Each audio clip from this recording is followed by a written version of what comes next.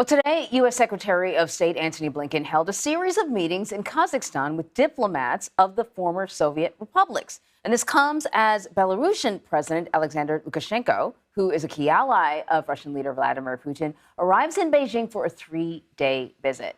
So there are growing concerns that China is considering delivering weapons to Moscow as the war in Ukraine continues. CBS News foreign correspondent Imtiaz Tyab has the latest for us. So, Imtiaz, when I heard about the Belarusian, I'm not sure exactly how you say it, president meeting with Xi Jinping, I thought that was extremely fascinating because he's really trying to not only show himself as an ally to Putin, but a little bit of a Putin whisperer, just sort of like Turkey, can be a go-between. So talk to us about why Blinken would be meeting with Central Asian nations and Lukashenko meeting with Chinese President Xi Jinping.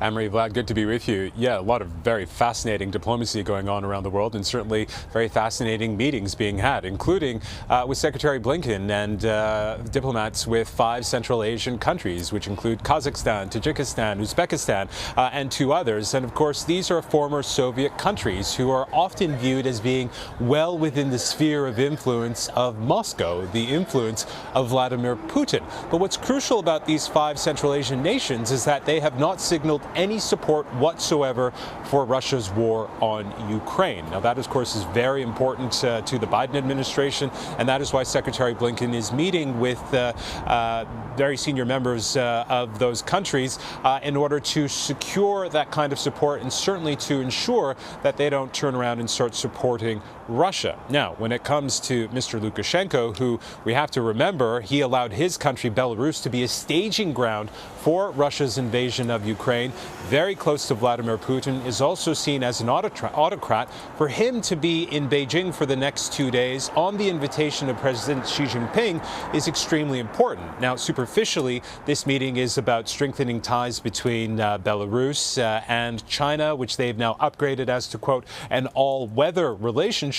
But of course, the war in Ukraine is certainly very much going to be on the agenda. And one of the many titles we could sort of put onto Lukashenko is possibly one as emissary, acting as an emissary for Vladimir Putin in China to get what what Russia so desperately wants, which is lethal support from China. That will come in the form of drones and in the form of ammunition, but Beijing hasn't said whether or not it will provide that kind of support. Anne-Marie, Vlad.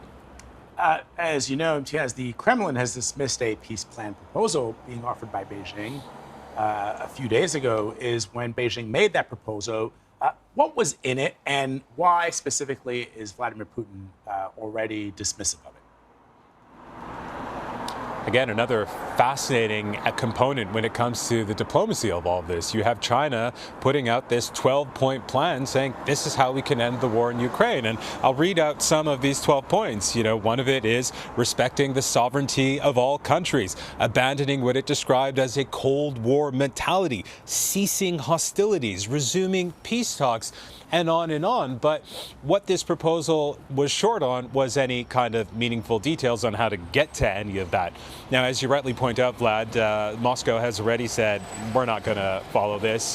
Vladimir Putin being diplomatic, just saying this is now not the time for this. But I think really what it tells us is that Vladimir Putin is not going to be ending this war anytime soon. And so the fact that you have Lukashenko in Beijing very likely trying to press upon the Chinese leadership that it should support Moscow, that it should support Moscow's war on Ukraine, really trying to position themselves as these two countries standing up against the West, which is really how Vladimir Putin sees it.